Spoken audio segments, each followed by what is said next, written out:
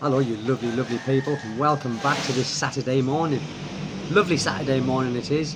And I want to say, I don't care how much money you have in the bank. I don't care how well you've done on the stock market. I don't care how successful you were in your life. I don't care.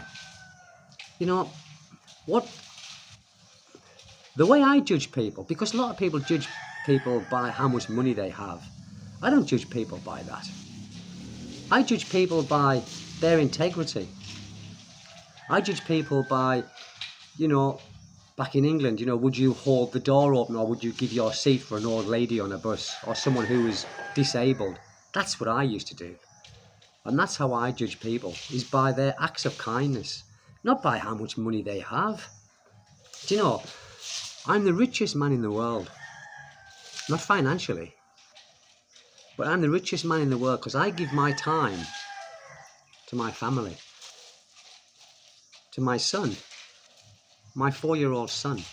I give him all the time that he needs, and we sit and play with toys, and I sit and play with his figures and his guns and his cars, and just it doesn't cost anything. And just to see his face smiling and laughing and saying, "Look, Mammy," that's what makes me rich. I'm the richest man in the world because I don't need copious amounts of money in the bank to be a good person. I've struggled in my life. I have. In my past life, when I was younger, when I was in England. Do you remember, you real people who may remember, when you first got your job and you couldn't make ends meet, and back then we used to have a meter, a 50 pence electric meter. And I remember sitting by candlelight eating dinners because that 50 pence had run out and I hadn't stretched my salary out far enough until I got my next salary. But that was, to me, was happy times, looking back on it, because I've experienced having no money. Many people haven't even experienced that. They haven't experienced having no money. What they do all the time is just work and work and work, slave to the machine, slave to the wage. Some people have to do that, and I appreciate that. But for some people, how much is enough? How much do you need? As long as you've got enough. And you're sharing your time with the people who matter. Because believe you and me, people,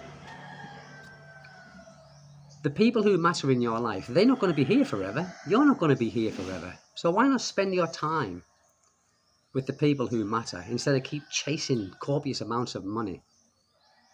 Yes, it's nice to have a new car. It's nice to have a nice house. It's nice to have nice furniture. But that's not the be all and end all of life. Who cares what you have? I don't care what you have and what you haven't got. What I do care about, and the time that I do give people, is the people who are nice, the people who have a good heart and integrity and decency. Unfortunately, we're living in a world where people's chasing money. Some people have to chase it to survive, but the people who don't have to chase it to survive, they aren't enjoying life because they are giving all of their time to something which you can't take it with you. When you're gone, you can't take that with you. You can't take your bank account with you. But when you're on your deathbed and you look back through your life and you think, what did I do? I spent all my time chasing money, and where's it got me? It can't buy you health. It can buy you a little bit of happiness. Yes, people say money can't buy you happiness. It can to a degree. Because when you have no money, you worry. And you struggle. So it can buy you a bit of happiness. It can buy you a little bit of security. The most important thing to me is spending time with my family. My son, especially my son. That's what makes me the richest man in the world. Not how much money people make on the stock market. That doesn't bother me whatsoever. Good on you. Good on you. But please don't judge others because you've got a lot of money and other people haven't. That doesn't give you the right to judge others on the amount of your money. It doesn't make you a better person because you've got more money than your next door neighbour. So like I said, I don't care how much money people have. I'm not jealous of other people with a lot of money because I've got enough. I'm not rich, but I've got enough. And what bothers me is people who judge other people. Because a lot of people think people come to the Philippines because they can't afford to live in their own country. Well, that might be the case, but that doesn't mean to say that they are bad people. It just means to say that they want to try and better their life with what finance capacity that they have. That doesn't mean that all the dregs come to the Philippines. Yeah, of course there are a few here. Of course there is. There's a few opportunists and chances who come here. But that doesn't mean to say that, we all are. You can't tar everyone with the same brush. Unfortunately, that's what people do. I remember, when I first came to the Philippines here, and there was this foreigner that I met. It was the first foreigner that I met actually in the Philippines. And it wasn't in the Philippines actually. Well, it was. It was flying from Manila to Cebu. Okay. And he was there with his Filipino wife. Or his Filipina wife, sorry. And he said to me, "Where are you going?" I said, "I don't know." I said, "I'm just travelling around here." I said, "I've just come from South Korea. I do a bit of work in South Korea. I don't know where I'm going in that." And he said, "Be very, very careful." And he said, "Choose your friends." And I said, "I know that." I thought, why is he talking to me like this? And he said, "I've been stung many times here." And I'm thinking, yes, I've heard the stories here before. And he said, "No, not by Filipinos, by foreigners. By foreigners." That's why I don't really mix with foreigners here. Not because I don't, like I'm anti-foreigner. How can I be anti-foreigner? I just don't like mixing with foreigners who are, because many here talk about how much money they have, how much pensions they receive each month. It doesn't bother me whatsoever. How well they've done, with the stock market and their cryptocurrencies. Fine, well done. You've invested. You've done well. You thought about the future, but you don't have to keep bragging about it. You don't have to keep, because I think all the time you're bragging about how much money you have, there's something missing from your life. The important things are missing from your life. Look, I know some rich people back home. I do. I know some rich people back home, and I've rubbed shoulders with them. I got friends, but they don't mention how much money they have. They don't say, "Well, I've done this and I've done that. I've got like millions of pounds in the bank," or "I earn this much every month." Passive income. The richest things in your life is probably the things you aren't even thinking about. It's your family. It is. I've got a big regret, and my big regret is not being there when my father died and couldn't get back to England when my sister died. And my sister said to me, before I come to the Philippines, she said, "This will be the last time I see you." And my sister wasn't, she wasn't old. I said, "Don't be bloody stupid."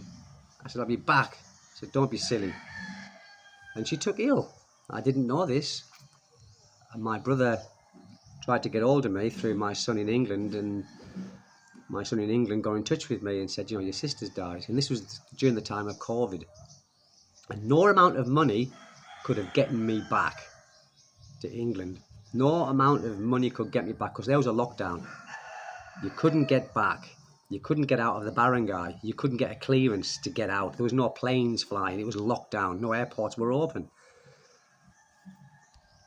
That's what I mean. It wouldn't have mattered how much money I had. I still couldn't have done anything about it. And that's a big regret in my life, is that I didn't spend enough time with my sister and my father. Time doesn't cost anything. It doesn't cost money.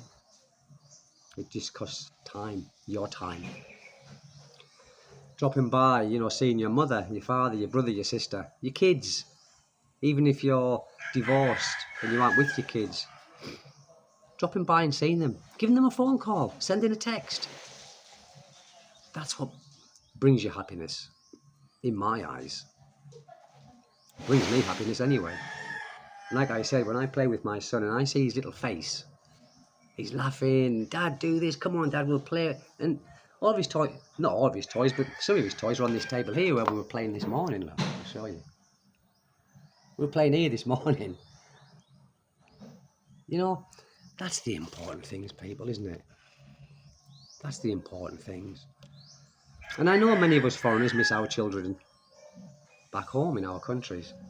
But I think our children, our adult children, they understand because they've got their lives and we've got our lives back here. And I've started a new family. And many of you come here and start a new family. And I think that causes a bit of jealousy, a bit of animosity between, your kids that you have in your own country.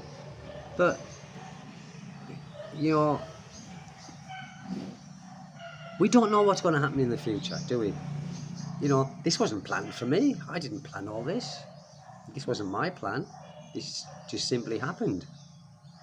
And I wouldn't change it for the world. I wouldn't change it for the world. When I first come here, or when I got divorced, when I was 36 years old, there's two things I said. I said I would never have any more children and I would never get married again. I did. I come to the Philippines and I broke the 2 golden rules that I kept for myself. But you know what? I'm probably one of the happiest men alive sometimes. And a lot of you think, oh, Stephen, you're looking a bit down lately. It's because I've been working hard on this house. I've been trying to get things done before Christmas. I've burnt myself out, people. I'm not a spring chicken anymore. But in my mind, I think I am. So I try and overdo things. And the reason I don't get Filipinos to do the tiling is because I've seen their work. And they use sand and cement laying porcelain tiles. Tile adhesive is what you need. Yes, it's more expensive, but it's a proper job. I've seen some of these Filipinos doing tiling, and they're meant to be good tilers. I've seen, and it's, to me, no. So that's why I did it myself, and that's why I've burnt myself out, people. And I've been painting as well, and so has my son. We were painting last night. I was painting the walls. He was painting me and painting the dog. The dog got all white on his face. I didn't notice, see, because I was painting the wall. And I thought, what's Jackie running away for? And Kaylin was laughing. And I looked at Jackie. He's got all white paint here, under here, on his thing. And there's all dog hairs on the brush. What can you do? What can you do? You can't tell them off, can you? I just said, Kaylin, don't do that. But I was laughing, you see. That's what makes me the richest person in the world, people. It's food for thought. It really is. And it's a beautiful Saturday morning. And look, this is what makes me rich. Look. You see, I don't know if you can see there, because it is my view every morning, all of this. I have a cup of tea and coffee out here in the morning, my breakfast. I don't need a huge house. I've got a little house here. We don't need a big house. It's a little modest house. It's a humble house for humble people. That's good enough for me. So listen, people, that being said, I hope you've enjoyed this video, and it might give you food for thought, but spend time with your family. Spend as much time as you can with your family, because there's going to be one time when you're not going to be able to. That's what goes through my mind. And that's why I give as much time as I possibly can, even painting with my son. My son was even helping me tiling. He thought he was helping me tiling by putting the tile adhesive on the floor. It was all over the tiles, it was all over my fingers. Good job, son, good job. He was happy and laughing. Thank goodness he didn't stay there for too long, because he got bored. But that's what makes us rich, people. And that's why I said in the beginning of the video, I'm the richest man in the world. Take good care, people. Bye-bye.